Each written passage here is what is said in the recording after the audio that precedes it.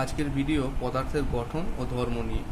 তো এখানে পদার্থ বলতে মেনলি তরল ও বায়ু, এই দুটো নিয়ে আলোচনা করা হবে। তো প্রথমেই যে জিনিসটা বলা হয়েছে যে প্রবাহী কী, প্রবাহী হচ্ছে তরল এবং গ্যাস এই দুই ধরনের পদার্থই প্রবাহিত হতে পারে, অর্থাৎ যারা প্রবাহিত হতে পারে কোনো একটা তলের উপর দিয়ে প্রবাহিত হতে পারে তাকেই প্রবাহী বলা হয়, ইংরেজিতে বলা হয় ফ্লুইড। ঠিক আছে, এবার গ্যাসের ক্ষেত্রে আর তরলের ক্ষেত্রে একটু ওদের ধর্মটা আলাদা। যেমন গ্যাসকে কি হয়, যদি কোনো একটা বদ্ধ পাত্রে অর্থাৎ ক্লোজড একটা কোনো জায়গায় রাখা হয়, তাকে যদি বাইরে থেকে চাপ প্রয়োগ করা হয় তাহলে সেটা সংনমিত হতে পারে। অর্থাৎ ধরো একটা গ্যাস বেলুন, তাকে যদি বাইরে থেকে প্রেশার দেওয়া হয় তো বেলুনটা আস্তে আস্তে কিন্তু সংকুচিত হতে পারে, অর্থাৎ তাই জন্য তার মধ্যে সংনমিত হওয়ার ধর্ম আছে, কম্প্রেসড হতে পারে। কিন্তু তরল তরল যদি এরকম একটা বদ্ধ পাত্রে থাকে, তাকে চাপ প্রয়োগ করলে সে কিন্তু সংনমিত হতে পারে না, তাই জন্য তার অসংনম্য বা ইনকম্প্রেসিবল ধর্ম থাকে। এবার প্রবাহীর ঘাত এবং চাপ, এই দুটো জিনিস সম্পর্কে জানতে হবে, কাকে বলে এবং এদের মধ্যে কি সম্পর্ক। তো প্রবাহীর ঘাত, যেটাকে ইংরেজিতে বলা হয় থ্রাস্ট, সেটা কি না, কোনো একটা তরলের উপর দিয়ে প্রবাহিত হওয়ার সময় কোনো প্রবাহী, সে যখন প্রবাহিত হয় চারিদিক থেকেই সে চাপ প্রয়োগ করতে পারে। এবার কোনো তলের উপর যদি লম্বভাবে যে বলটা প্রযুক্ত হয়, যখন একটা প্রবাহী কোনো তলের উপর দিয়ে প্রবাহিত হয় তখন লম্বভাবে যে বলটা প্রয়োগ করে সেটাই হচ্ছে ঘাত। মানে ঘাত তার মানে বোঝাচ্ছে এক প্রকার বল। তাহলে বল এবং ঘাত সেটা কিন্তু প্রায় সমান, কিছুটা পার্থক্য আছে। তাহলে যেহেতু বল, তাহলে এর মানে ঘাত এক প্রকার বলই বলা চলে, তাই এর মান এবং অভিমুখ দুটোই থাকে, সেই জন্য এটা একটা ভেক্টর রাশি। ঠিক আছে, ঘাতের মাত্রা এবং বলের মাত্রা দুটোই এক, সেটা হচ্ছে ml/10⁻²। এটা কীভাবে হয় আগে বোঝানো হয়েছিল, এটা মনে রাখতে হবে। ঘাতের একক সিজিএস পদ্ধতিতে ডাইন এবং এসআই পদ্ধতিতে নিউটন। ঠিক আছে, আর এদের মধ্যে সম্পর্ক 1 নিউটন সমান 10⁵ ডাইন। এবার আসি চাপ। চাপটা কি আমরা আগেই জানি যে কোনো তরল, এক্ষেত্রে তরল নিয়ে আমরা আলোচনা করছি, কোনো তরলের প্রতি একক ক্ষেত্রফলে লম্বভাবে যে বলটা প্রযুক্ত করা হয় তাকেই চাপ বলা হয়। ঠিক আছে, তো মানে একটা একক ক্ষেত্রফল যদি এইটা হয়, চারিদিক থেকে যে একটা লম্বভাবে এর ওপর যে বলটা প্রয়োগ করা হচ্ছে সেটাই হচ্ছে চাপ। তাহলে এটা একটা স্কেলার রাশি। ঠিক আছে, কারণ এর নির্দিষ্ট একটা মান আছে কিন্তু কোনো দিক নেই, সেই জন্য এটি একটি স্কেলার রাশি। ঠিক আছে, আর কি এর একক যদি বলি তাহলে সিজিএস পদ্ধতিতে হচ্ছে ডাইন সেমি স্কোয়ার, আর এসআই পদ্ধতিতে হচ্ছে নিউটন মিটার স্কোয়ার, বা এই নিউটন মিটার স্কোয়ারকেই বলা হয় পাস্কেল, একে PA দ্বারা একে ডিনোট করা হয়। এবার এদের মধ্যে একটা ছোট্ট সম্পর্ক আছে, এটা মনে রাখতে হবে যে 1 পাস্কেল সমান 1 নিউটন মিটার স্কোয়ার সমান 10 ডাইন পার সেমি স্কোয়ার। তাহলে এই সম্পর্কটাকে মনে রাখতে হবে।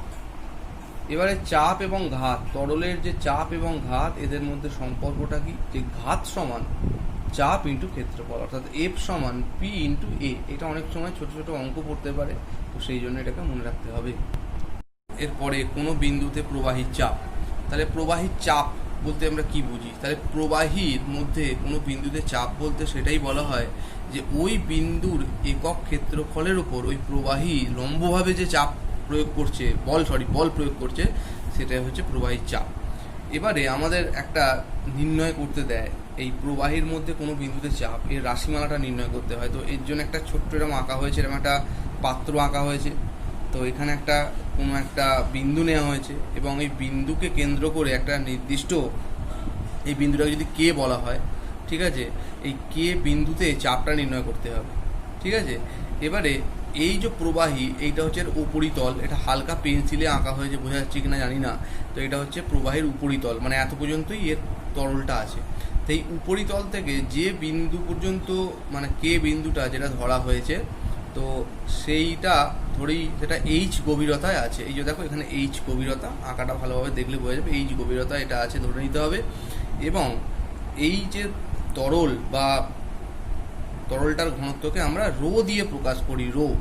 ঠিক আছে, এবং এই কে কেন্দ্র করে যদি একটা ক্ষেত্রফল, তরলের ক্ষেত্রফল কল্পনা করা হয়, সেই H যে উচ্চতা বিশিষ্ট একটা আনুভূমিক তল কল্পনা করা হলে তার ক্ষেত্রফলটাকে আমরা বলছি। ঠিক আছে, তাহলে একটা তরল স্তম্ভ মোটামুটি একটা এটাকে কল্পনা করে নেওয়া হলো। ঠিক আছে, অর্থাৎ যে তরলের উপরিতল থেকে যে বিন্দুতে চাপ নির্ণয় করব, এটা একটা এ ক্ষেত্রফল বিশিষ্ট একটা তরল স্তম্ভ যার উচ্চতা এইচ, এটা কল্পনা করা যেতেই পারে। ঠিক আছে, এবার এই যে স্তম্ভ, এই স্তম্ভের যে ওজন সেটা হলো আনুভূমিক তলে এ ক্ষেত্রফলের ওপর প্রযুক্ত বল বা ঘাত। ঠিক আছে, এই স্তম্ভের ওপর যে মানে যে আমরা যে ওজন, সেটা হচ্ছে আনুভূমিক যে এই তলটা হয়েছে এর ওপর যে এই তরলটা যে ঘাতটা প্রয়োগ করছে লম্বভাবে, সেটাই হচ্ছে তার, সেইভাবে এটা মাপতে হবে। তো প্রবাহীর যে এই যে স্তম্ভের ভর, প্রবাহীর যে স্তম্ভ, এর ভরটা কি করে নির্ণয় করব? এই ভর সমান হচ্ছে প্রবাহী স্তম্ভের আয়তন ইন্টু হচ্ছে এই তরলের ঘনত্ব। তাহলে প্রবাহী স্তম্ভের আয়তন, এটাকে আমরা কিভাবে করব? আয়তন হচ্ছে তার প্রস্থচ্ছেদ ইন্টু তার উচ্চতা, তার প্রস্থচ্ছেদ এ আর উচ্চতা এইচ, তাই জন্য এ ইন্টু এইচ, আর তরলের ঘনত্ব হচ্ছে রো, তাহলে এইচ ইন্টু রো। ঠিক আছে, এইভাবে এটাকে ভাবতে হবে। এবারে এর ওজন কি? ওজন সবসময় আমরা যে ভর পাই তাকে যদি অভিকর্ষজ ত্বরণ জি দিয়ে গুণ করি তবেই আমরা ওজন পাই। সেই জন্য আমরা তরল স্তম্ভের যে ভর আগেই পেয়েছি এ এইচ রো, তাকে জি দিয়ে গুণ করে সেটা আমরা এই প্রবাহী স্তম্ভের ওজন পেয়েছি। এই প্রবাহী স্তম্ভের ওজনটাই ঘাত এখানে বলা হয়েছে, তাহলে ঘাত এফ সমান এ এইচ রো জি। এবারে আমাকে চাপ নির্ণয় করতে হবে। তাহলে এই কে বিন্দুতে, এই যে কে বিন্দুতে চাপ মানে কি? কোনো বিন্দুতে চাপ মানে একক ক্ষেত্রফলের ওপর যে ঘাত প্রয়োগ করা হয়েছে, তাহলে এফ বাই বড় হাতের এ, তাহলে এ দিয়ে যদি এটাকে ভাগ করে দেওয়া হয় তাহলে এ কেটে গিয়ে শুধু পড়ে থাকে এইচ রোজি, তাহলে পি সমান এইচ রোজি, অর্থাৎ প্রবাহী চাপ সমান গভীরতা ঘনত্ব ইন্টু অতরণ, মানে শর্টে লিখেছি এটাকে, এটার পুরোপুরি তোমরা লিখবে অভিকর্ষজ ত্বরণ। ঠিক আছে, তাহলে আমরা এ থেকে এই ইকুয়েশান থেকে কি বুঝতে পারলাম? এই ইকুয়েশান থেকে এটাই বুঝতে পারলাম যে প্রবাহীর কোনো বিন্দুতে চাপ কোন কোন বিষয়ের উপর নির্ভর করবে বা কার সঙ্গে সমানুপাতিকভাবে পরিবর্তিত হবে। দেখো, এটা চাপ, তাহলে এইচের সাথে সমানুপাতিক, অর্থাৎ কোনো একটা গভীরতা, ঘনত্ব রো তার সঙ্গে সমানুপাতিক, আর জি অর্থাৎ অভিকর্ষজ ত্বরণ তার সাথে সমানুপাতিক। এবারে কিছু জিনিস আছে, এটা বই থেকে পড়ে নিতে হবে, যেমন তরলে চাপের প্রকৃতি বা বৈশিষ্ট্য এবং সমোচ্চশীলতা ধর্ম। এটা খুব ইম্পর্টেন্ট। সমোচ্চশীলতা ধর্মটা কি, এটা বই থেকে পড়বে, এবং এর ব্যবহারটা কি এটাও ভালোভাবে পড়তে হবে। আমি বোঝাবার একটু চেষ্টা করছি, এটা বই থেকে পড়লে নিজেরা বুঝে যাবে। প্রথমেই বলি তরলের চাপের প্রকৃতি বা বৈশিষ্ট্য। সেটা কি? তরলের চাপের বৈশিষ্ট্যগুলো, প্রথম বৈশিষ্ট্য বইয়েতেই দেখতে পাবে যে তরলের মধ্যে কোনো বিন্দুতে, ঠিক আছে, চাপ তরলের যে উপরের যে পৃষ্ঠটা আছে অর্থাৎ মুক্ত পৃষ্ঠ, অর্থাৎ এখানে যে মুক্ত পৃষ্ঠ, এই যে মুক্ত পৃষ্ঠ, ঠিক আছে, ওর থেকে যে বিন্দু মানে অর্থাৎ এখানে কে, সেই যে গভীরতায়, যে এই গভীরতায় আছে তার সাথে সমানুপাতে পরিবর্তিত হয়। ঠিক আছে, এটা হচ্ছে প্রথম বৈশিষ্ট্য। দ্বিতীয়টা কি না, কোনো স্থির তরলের মধ্যে কোনো বিন্দুতে যে চাপ সব দিক থেকে সমান হবে, অর্থাৎ এইখানে যদি কোনো একটা জিনিস থাকে তো চারিদিক থেকে এর উপর কিন্তু সমানভাবে চাপ প্রয়োগ হবে।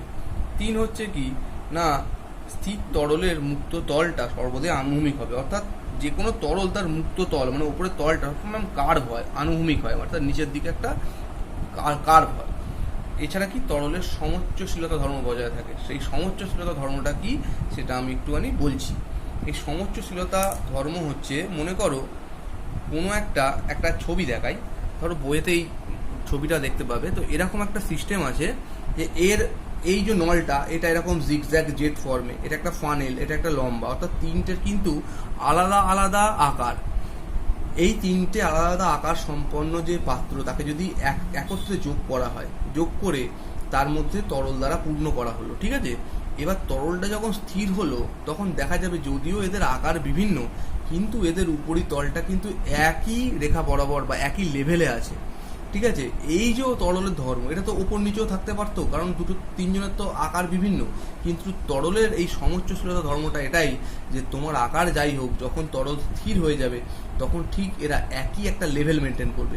এটাকেই বলা হয় সমোচ্চশীলতা ধর্ম। এবং এই তরলের এই ধর্মকে কোথায় কাজে লাগানো হয় সেটা বইতে পেয়ে যাবে, যে শহরে যে জল সরবরাহ করা যায়, শহরাঞ্চলে যে জলের সরবরাহ করা হয় এইটা মেনটেন করা হয়। ঠিক আছে, পরে বায়ুমণ্ডলের চাপ বা অ্যাটমসফেরিক প্রেসার। সেটা কি না, যে কোনো চাপ যা, এক্ষেত্রেও তাই, বায়ু চাপ প্রয়োগ করতে পারে কোনো বিন্দু, একটা নির্দিষ্ট বিন্দুর চারিদিকে একক ক্ষেত্রফলে লম্বভাবে বায়ুমণ্ডল, ঠিক আছে, তার ওজনের জন্য যে পরিমাণ বলটা প্রয়োগ করতে পারে কোনো একটা নির্দিষ্ট বিন্দুর চারদিকে, সেটাই হচ্ছে বায়ুমণ্ডলের চাপ। তাহলে এই বায়ুমণ্ডলের চাপ যেমন আছে, আমরা একটা জিনিস সবসময় করি, প্রমাণ বায়ুমণ্ডলীয় চাপ। সেটা কি? প্রমাণ মানে প্রমাণ অবস্থায় যে বায়ুমণ্ডলীয় চাপ, অর্থাৎ সমুদ্রপৃষ্ঠের 45 ডিগ্রি অক্ষাংশে 0 ডিগ্রি সেন্টিগ্রেড উষ্ণতায় 76 সেমি পারস্তম্ভের চাপকে বায়ুমণ্ডলীয় যে চাপ সেটাকেই বলা হয় প্রমাণ বায়ুমণ্ডলীয় চাপ। এর মানটা কিভাবে নির্ণয় করতে হয়? তাহলে 76 সেমি পারস্তম্ভ মানে এটা এইচ, ঠিক আছে, 13.6 এটা হচ্ছে রো অর্থাৎ ঘনত্ব বলা যায়, আর এটা হচ্ছে জি 980, টোটালটা এত ডাইন পার সেমি স্কোয়ার। এটাকে যদি ঠিকঠাকভাবে ক্যালকুলেট করা হয় তাহলে পায় 1.013 ইন্টু 10⁶ ডাইন পার সেমি স্কোয়ার। তাহলে এই মানটাকে মনে রাখতে হবে। এবার একটা প্রশ্ন আছে যে মানুষের বায়ুমণ্ডলের চাপ অনুভব করে না কেন? অর্থাৎ এই যে আমরা বলছি যে বায়ু কোনো একটা বিন্দু চারিদিকে একটা তার চাপ প্রয়োগ করতে পারে, তাহলে আমাদের মানে শরীর বা আমরাও তো এই বায়ুমণ্ডলের মধ্যেই অবস্থান করছি, তাহলে কেন আমরা বায়ুমণ্ডলের চাপটা অনুভব করি না? তার একটাই কারণ যে বায়ুমণ্ডল মানুষের দেহে এই 1.5 ইন্টু 10⁵ নিউটন পরিমাণ বল প্রয়োগ করে। এবার আমাদের শরীর অর্থাৎ মানুষের শরীরের ভেতর বায়ু আর রক্তের মধ্যে একটা চাপ থাকে, আমরা জানি ব্লাড প্রেশার যেটাকে বলি। ওই যে চাপটা, সেটা বায়ুমণ্ডল যে চাপটা প্রয়োগ করে, অর্থাৎ এই মান 1.5 ইন্টু 10⁵ নিউটন, ঠিক আছে, এর থেকে সামান্য বেশি হয়। তাহলে যেহেতু এটা বেশি, আমাদের শরীরের মধ্যে চাপটা বেশি, তাহলে বাইরের চাপটাকে ওই জন্য আমরা অনুভব করি না। কিছু নিউমেরিক্যাল প্রবলেমস আছে ওই সূত্র এইচ রো জি দিয়ে। তো প্রথম অঙ্ক হচ্ছে যে 50 মিটার উচ্চ জলতলের চাপ নির্ণয় করো, যেখানে জি অর্থাৎ অভিকর্ষজ ত্বরণের মান দেওয়া আছে, জলের ঘনত্বের মান দেওয়া আছে।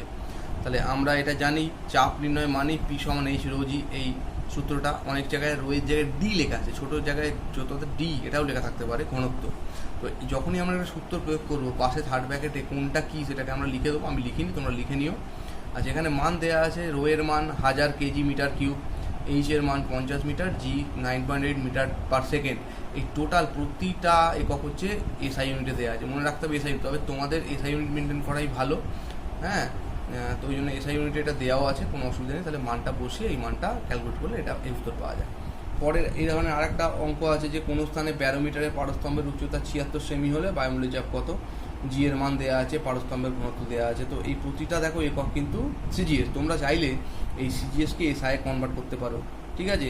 নর্মালি যেভাবে আমরা কনভার্ট করি, গ্রামকে কিলোগ্রামে কনভার্ট যেভাবে করি, ঠিক আছে, সেন্টিমিটারকে মিটারে যেভাবে কনভার্ট করি, এভাবে তোমরা সেন্টিমিটারকে মিটার এখানে করে দেবে, করে কিন্তু তুমি টোটালটা এসআইএ মেনটেন করতেই পারো। সেক্ষেত্রে এখানে ডাইন পার সেমি স্কোয়ার আর হবে না, তখন হয়ে যাবে নিউটন পার সেমি স্কোয়ার, এই নিউটন মিটার স্কোয়ার, এইভাবে করতে পারো, ঠিক আছে। তো এখানে প্রতিটাই মান দেওয়া আছে, এইচ এর মানও বলা আছে, রো এর মানও বলা আছে, জি এর মানও বলা আছে। জাস্ট পি সমান এইচ রো জি, এই যে সূত্র এখানে বসিয়ে দাও, দিলে পরে এই মানটা চলে আসে। এই ধরনের টুকটাক ছোটোখাটো এরকম ধরনের বেশ কিছু অঙ্ক আছে যেগুলো তোমরা বই থেকে অবশ্যই সলভ করে দিই।